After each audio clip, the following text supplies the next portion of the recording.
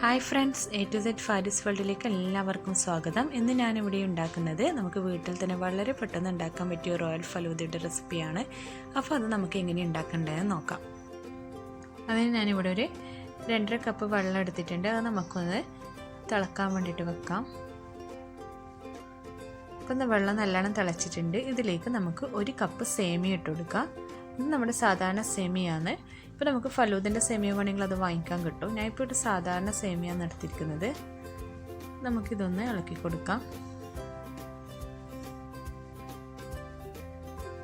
ഇതിലേക്ക് നമുക്കൊരു 3 table spoon പഞ്ചസാര ഇട്ട് കൊടുക്കുക. ഇത് നമ്മുടെ സേമിയത്തിന് ഒരു മധുരം ഉണ്ടാകാൻ വേണ്ടിയിട്ടാണ് ഇതിങ്ങനെ ഇട്ട് കൊടുക്കുന്നത്. സേമിയം കൂടുതൽ വെന്തുടയാൻ പാടില്ല. കുറച്ച് വേവ് വന്നാൽ തന്നെ നമുക്കിത് ഓഫ് ചെയ്യാം. ഇനി നമുക്കൊരു അരിപ്പയിലേക്ക് ഇത് മാറ്റാം. ഇത് അരിപ്പയിലേക്ക് മാറ്റിയ ഉടനെ തന്നെ നമുക്കൊരു നോർമൽ വെള്ളത്തിൽ നമുക്ക് ഇതിട്ട് കൊടുക്കാം. ഇതിങ്ങനെ ചെയ്യുന്നത് എന്തെന്ന് വെച്ച് കഴിഞ്ഞാൽ നമ്മളെ സേമിയം കുറച്ച് വെവ്വേറെ കിട്ടാൻ വേണ്ടിയിട്ടാണ് ഇതിങ്ങനെ ചെയ്യുന്നത്. ഇനി അതിൽ നിന്ന് വീണ്ടും നമുക്ക് അരിപ്പയിലേക്ക് മാറ്റാം. ഇനി നമുക്കിവിടെ കുറച്ച് പാല് ചൂടാക്കി എടുക്കണം. ഞാൻ 1 ഗ്ലാസ് പാലെടുത്തിട്ടുണ്ട്. അതിലേക്ക് ഒരു 1/4 കപ്പ് പഞ്ചസാര ആഡ് ചെയ്യാം. മധുരമൊക്കെ നിങ്ങൾ ഇഷ്ടത്തിനനുസരിച്ച് ഉപയോഗിക്കാം. ഇനി നമുക്ക് പാലൊന്ന് തിളപ്പിച്ചതിന് ശേഷം നമുക്കിതൊന്ന് തണുക്കാൻ വേണ്ടിയിട്ട് മാറ്റി വെക്കണം. ഒരു ഫലൂദ സെറ്റ് ചെയ്യാൻ വേണ്ടിയിട്ട് എന്തൊക്കെ വേണ്ടതെന്ന് നോക്കാം. ഞാനിവിടെ കുറച്ച് ഫ്രൂട്ട്സ് എടുത്തിട്ടുണ്ട്. ഫ്രൂട്ട്സൊക്കെ നിങ്ങൾ ഇഷ്ടത്തിനനുസരിച്ച് യൂസ് ചെയ്യാം. പിന്നെ ഒരു 2 ടേബിൾ സ്പൂൺ കസ്കസ്, അതായത് സബ്ജ സീഡ്സ്, ഒരു 1/4 കപ്പ് വെള്ളത്തിൽ കുതിർത്ത് വെച്ചതാണ്. പിന്നെ ഉണ്ടാക്കി വെച്ച സേമിയം, കുറച്ച് നട്ട്സ് എടുത്തിട്ടുണ്ട് റോസ്റ്റ് ചെയ്തിട്ട്, പിന്നെ പാല്, പിന്നെ നമ്മളെ ഇഷ്ടത്തിന് ഫ്ലേവറിനനുസരിച്ച് നമുക്ക് ഇഷ്ടമുള്ള ഐസ്ക്രീം യൂസ് ചെയ്യാം. പിന്നെ കാരമലിൻ്റെ സിറപ്പും വിംടോ സ്ട്രോബെറി സിറപ്പും കൂടി എടുത്തിട്ടുണ്ട്. ഇതിന് പകരം നിങ്ങൾക്ക് വേണമെങ്കിൽ എസൻസ് ഒക്കെ യൂസ് ചെയ്യാം. ഇനി നമുക്ക് ഫലൂദ സെറ്റ് ചെയ്തെടുക്കാം. അതിന് നമുക്ക് ആദ്യം ഈ കസ്കസ് കുതിർത്ത് വെച്ചത് ഇട്ട് കൊടുക്കാം, അതായത് സബ്ജ സീഡ്സ്. അതിലേക്ക് നമുക്ക് കുറച്ച് പാൽ ഒഴിച്ചു കൊടുക്കാം. ഈ പാല് ഞാൻ വേഗം തണുക്കാൻ വേണ്ടിയിട്ട് ഒന്ന് ഫ്രീസറിലേക്ക് എടുത്ത് വെച്ചതാണ്. പാൽ തണുക്കുമ്പോൾ കുറച്ചും കൂടി നല്ല ടേസ്റ്റ് ഉണ്ടാവും. ഈ പാലിലേക്ക് നമുക്ക് കുറച്ച് സേമിയ ഇട്ട് കൊടുക്കാം. കാരണം ഇങ്ങനെ നമ്മൾ ലിക്വിഡായിട്ട് ഉള്ള ഇതിൻ്റെ മേലെ തന്നെ നമ്മൾ സേമിയ ഇട്ട് കൊടുക്കുമ്പോഴാണ് കുറച്ച് ഫില്ല് ചെയ്ക്കുക. അല്ലെങ്കിൽ നമ്മൾ ഈ ലിക്വിഡിൻ്റെ മേലെ പിന്നെയും ഐസ്ക്രീം ഇട്ട് കൊടുക്കുമ്പോൾ അത് വേഗം മെൽട്ടായി പോവും. ഇത് നമുക്ക് ഇട്ട് കൊടുത്തത് ഒന്ന് ലെവലാക്കി എടുക്കാം.